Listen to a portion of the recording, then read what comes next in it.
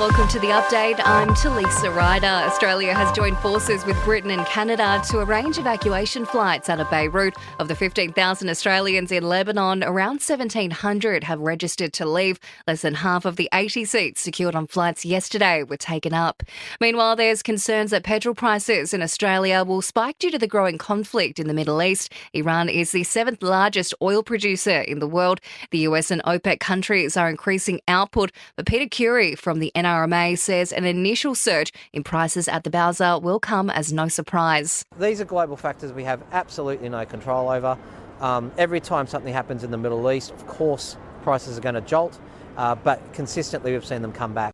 Australia's police chiefs have released a joint statement as they plan for nationwide protests on the first anniversary of Hamas' October 7 attack on Israel. They're warning protesters there'll be no tolerance for illegal behaviour and violence ahead of planned events in Sydney, Melbourne and Adelaide this weekend. Senior Labor Minister Bill Shorten says there are concerns the action could cause further rifts within the community. I think most Australians don't want to see these arguments from overseas come into these shores. Yep. They certainly expect it to be peaceful. I just say to any protesters, if you think somehow you're convincing or changing anyone's mind, think again.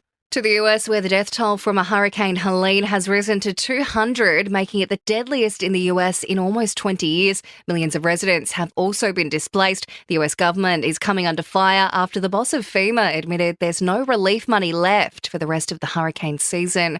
And 9 in 10 surveyed parents say they'd support a ban on social media for children under 16. The poll of more than 21,000 people found 2/3 of respondents aged 16 and 17 are also in favour of the restriction. Sport and entertainment are next.